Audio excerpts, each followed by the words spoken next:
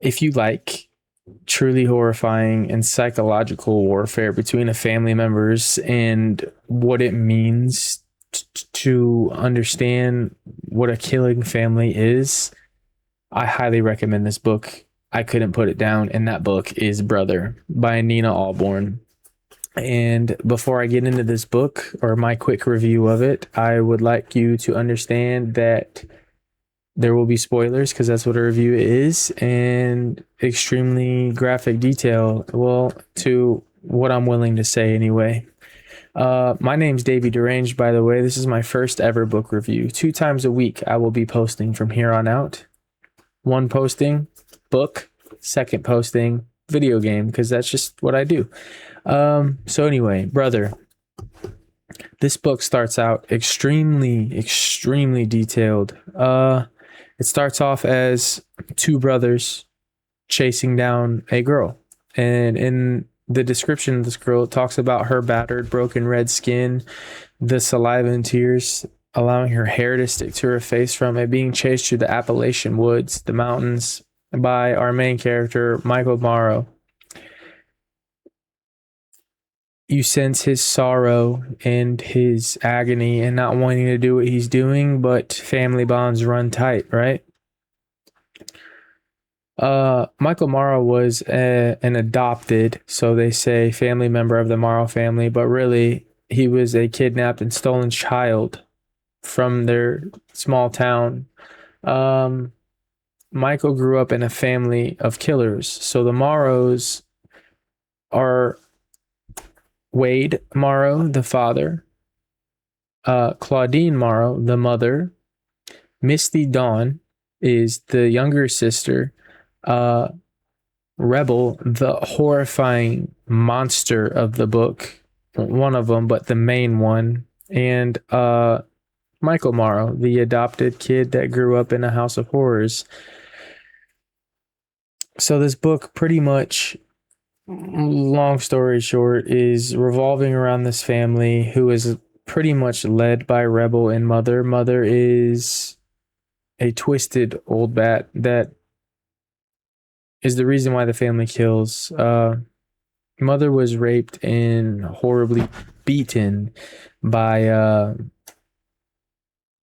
her father growing up, and that led her in her older age to convince her sons to steal women so she can have her way with them and kill them as a way of, look at what has happened to me and this is what I'm going to do to you.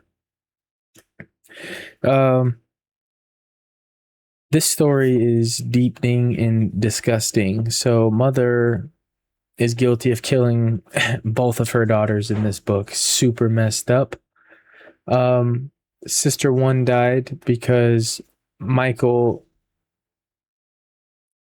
fast forward, Michael would steal her sister's rabbits and bring the rabbits back as kill for the family. Well, Rebels knew this was happening, but instead of saying something, Rebel would allow it to happen because he was so mad at his sister, Laurelyn, who is you talk about Laurelyn in past tense in this book. She's not a main current character because Mother killed her due to her accusing Mother of killing her rabbits, and that's where the main plot starts. You learn it halfway through the book, but this plot starts because Rebel wants revenge on Michael for having his older sister killed by lying and deceit of stealing her rabbits.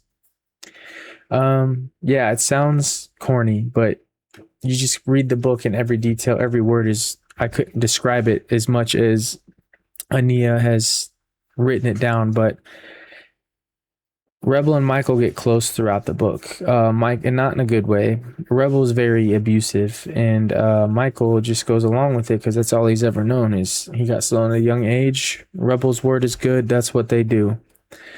Throughout the story, they get closer and closer. It starts off with the first hunt. I say hunt because they call it a hunt or they call it a marker or target. They stake out this house, right? And they kidnap this woman, and this woman is just terrified in the book at the moment. They break into the house. Michael comes in as rebels tying her up after raping her. And Michael hears the woman say, Michael, no, please don't. And Michael's confused. So on the way back home, he asks his brother, how does she know my name, Rebel? How does she know my name is Michael? Well, Rebel just sniffs. So we'll put like just grins and laughs about it. So we'll put that part of the story to the side. Throughout the book, Rebel starts to get close to Michael. You never understand why. You're like, this is odd. Why is he doing this? Yeah, they kill together, but why truly? Well, technically, Michael's not the killer. Michael just cleans up the mess. But why is this happening? Well, Rebel starts taking Michael to this record store, and this record store is where Lucy is, and that's Rebel's girlfriend. And you think maybe it's just another hit or a mark. Well, this is where the plot gets so twisted. Michael meets a girl by the name of Alice in that record store, who is Lucy's best friend, right? And throughout the story, they get close. Alice gets really close to Michael because Michael knows nothing about the real world, so it intrigues her. She refers to him as Spaceman throughout the book because he's just so unknowledgeable about everything. He's never been to a movie. He's never doesn't even know who David Bowie was in the book. They refer to a lot of famous musicians in the book, which I find pretty cool. Kind of puts you in the atmosphere of the time because it's back in the day. Anyway, Michael gets really close to Alice, and his sister, Misty Dawn, the younger sister, notices that Michael's getting close to Alice, and she starts to get jealous because Michael's to protect her from Mother. Like I said, Mother's very mean to the women that come around, including her daughter. So Misty tries to pursue Michael in a sexual way, knowing that it's not really her brother, but it's her brother. And Rebel walks in on the first attempt and beats Michael to a pulp and bloodies him, and it was so descriptive how they said it and talk about blood bursting from his lip and it's split, and he pushes and punches Misty Dawn, and that part ends there. We'll fast forward a little bit. They go into town again, and Michael, you can tell Michael's looking kind of sickly, not wanting to go. And Rebel says, well, why don't you want to go? What changes your mind? And well, something I left out is there was a second attempt of Misty trying to pursue Michael. That one ended a little differently, but well, Rebel's furious because after the first time, he gave Michael a bunch of death threats, took him out to the woods, and made him dig a grave and everything. Like, if you ever lay a hand on my sister without my permission again, I'll kill you, type of thing. Well, Rebel turns this car around, and when he does, they go into the house. Michael runs straight to Misty Dawn because he knows what's coming. Well, Rebel breaks in the house. Well, not breaks in, but walks up the house, scoops up Misty Dawn, dislocates her shoulder from throwing her around so bad, throws her down the stairs, and Mother and Wade come in, and they're like, what is happening? Rebel tells the story of Misty Dawn's a whore and a sinner, and she's poisoned and sick, and she needs to be dealt with, and she's pursued Michael twice. And they look at Michael like, is this true? And Michael bends down to Misty Dawn and says, I'll go to the woods for you. I'll die for you. It's not true. Just let me lie. And well, Misty Dawn, protecting Michael, said, yeah, I did this. I'm the whore. I'm the sinner. Now kill me, you bitch, to Mother.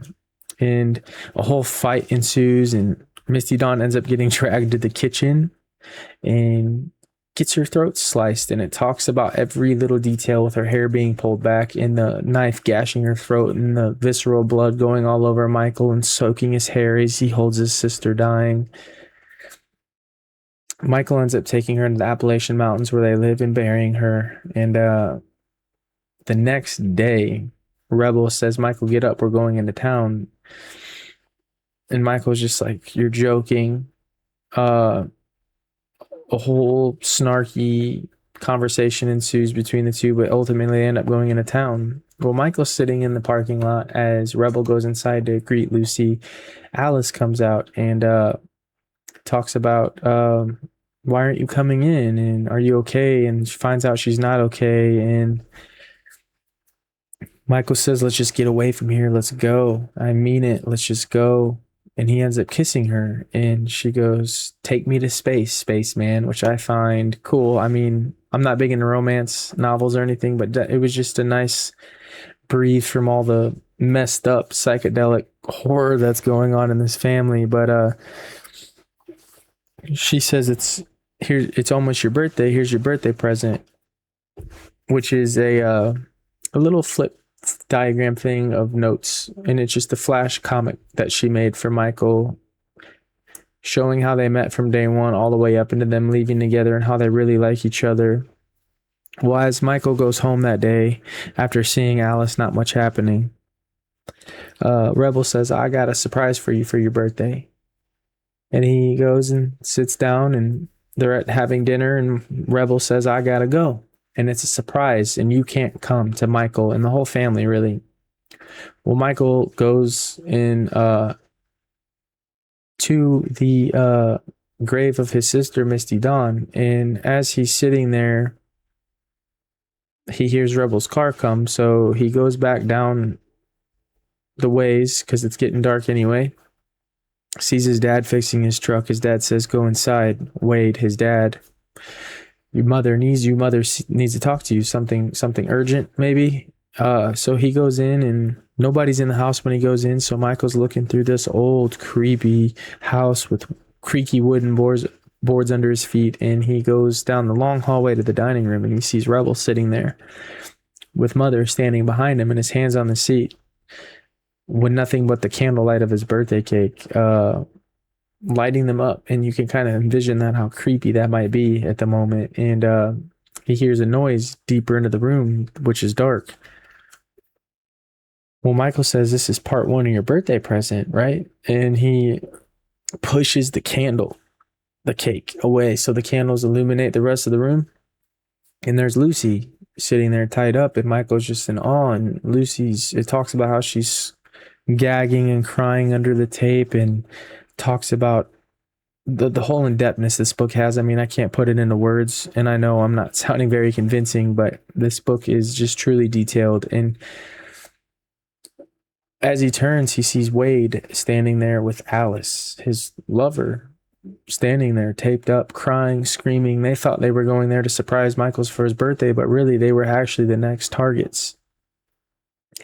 So Rebel, instead of killing them himself, he says, you need to kill Lucy, and I'll let you and Alice live, and you guys can leave and go wherever you want. And it intensifies and goes more and more and more and more and more, like just chaotic. And at the end, like, of that argument, Michael actually caves in and stabs Lucy. He talks about the knife going in her gut and going back out and going in and out, and the noises and the blood and the gore.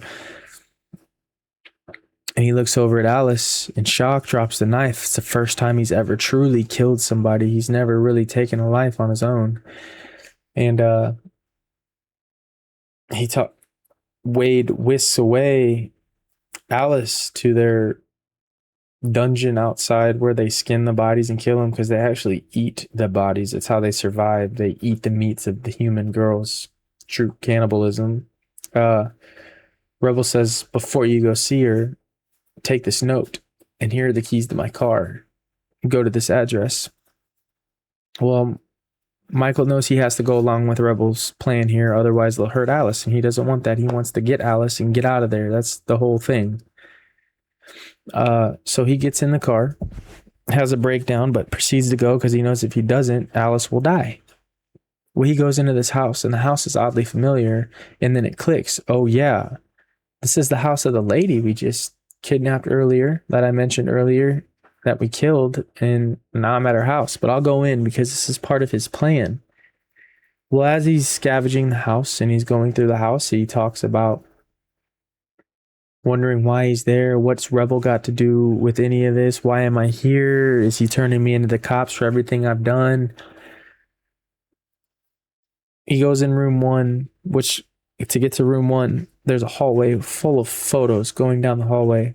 And he notices a little boy and a girl and a mom and a dad and family photos all down the hallway. But as the hallway starts to go, he notices the pictures get more and more depressing.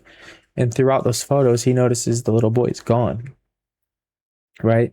So that doesn't tell you something right there. He goes in room one and notices pretty much a shrine around this little boy's photo. He's like, man, this kid looks oddly familiar. Like, what is this? And then it hits him. And he's just like, oh my God, that's me. I'm the little boy. Oh my God. And so he stumbles back and notices a note on the hallway that says welcome home in Rebel's handwriting. So you can think of how nasty and sickening that is. And he goes into room two. In room two, he notices there's posters everywhere, albums and records everywhere. Well, then he looks on a photo. He goes, wait, I know that girl. And he looks closer, and it's Alice and Lucy on the photo. And he's just thrown aback because he now knows that, oh my God, I killed Alice's mom. This is Alice's house. This was her mom. And then it clicks again. Oh my God, Alice is my sister. So he runs outside, darts outside, and starts puking because one, he was falling in love with his sister, and now he knows the girl of his dreams he'll never be able to truly have. And two, oh my God, I killed our mother. I killed her best friend, and now my sister's locked in the shed basement. So he gets this overwhelming anger, and he grabs this axe, and he goes back to the house and sneaks in.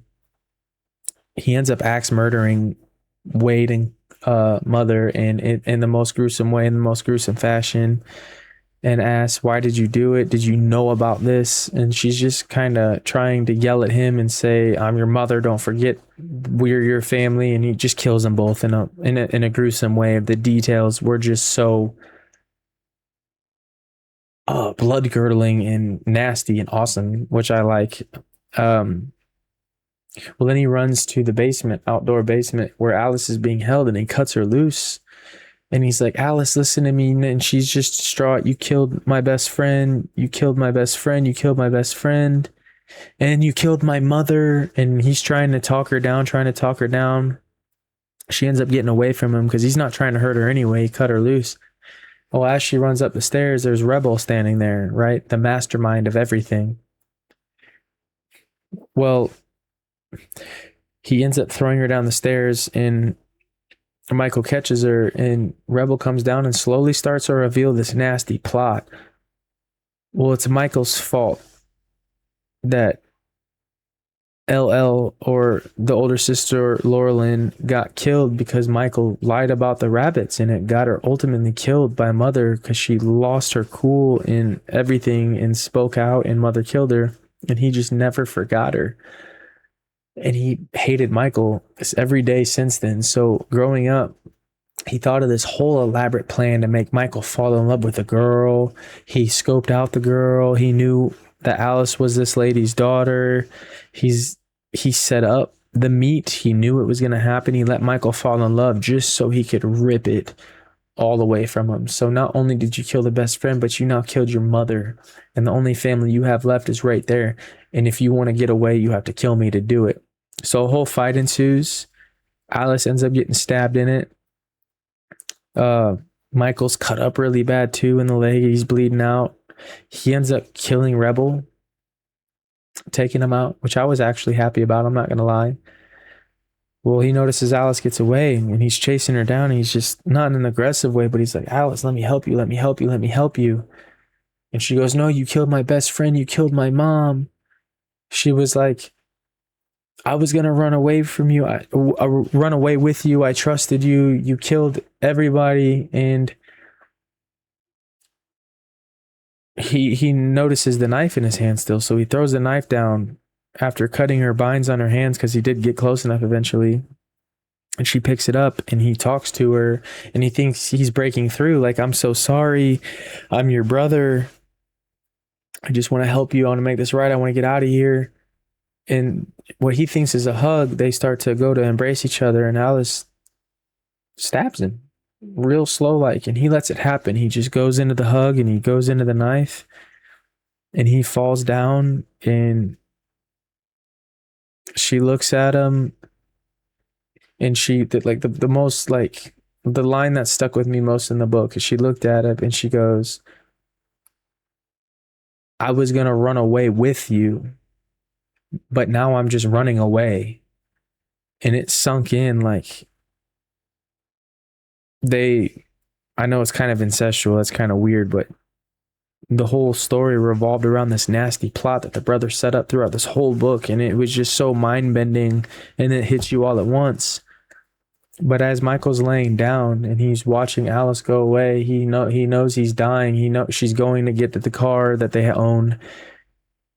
And as he's dying and he feels his heart stop, he realizes that the keys are in his pocket and she's dying and bleeding out as she's getting into the car. And the book just ends. And the way it ended, all the killing and Michael just wanting to know who his real family was and wanted to know why he hated doing what he did and he hated his family, but the morals are all he had. But at the same time, killing the girls was wrong. And then he met Alice and he just wanted to run away with Alice because he was falling in love with her. And then he watched his sister get killed because of it. And all because of a plot that when he was a kid, he ultimately got his older sister killed. And Rebel just held on to this grudge and came up with his nasty plot that just the whole book you were reading Rebel's plot without knowing it was Rebel's plot, and it just unwinds at the end, and then they just die. Everybody just dies, and it's sickening because Michael finally kind of found a home, and then it got taken from him, and then it wasn't him dying that made him sad at the end. It's the fact that, oh my God, Alice is not going to get away because I still have the keys. But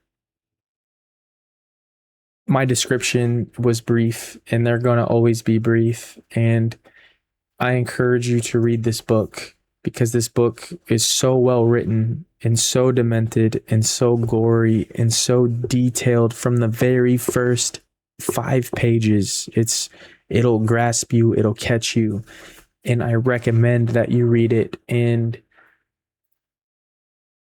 I think you'll have the different reaction, but ultimately you'll just be as flabbergasted as I am because I just got done reading it. So it's hard to talk about because I've thought about this book a lot, but I'm on to my next book. So I kind of got to move on. But I just hope that you guys give it a chance like I did. It is worth it. And it's only a 321 page novel. It's not big at all, right? It's good, but it doesn't matter how long or short the story is as long as the story is good. That's what I've come to realize about books. As long as it takes you away and into the world, this book did that. And Ania Ahlborn is a crazy, crazy author, and I love it. And I look forward to reading more of her novels. I'll probably read The Unseen next, written by her, because it seems awesome. But I hope you enjoyed my review. I'm a little nervous talking and recording myself, but I'll get better. And please leave a comment, a like, a follow. That'd be great. But ultimately, just give me a like and a comment letting me know how I did and what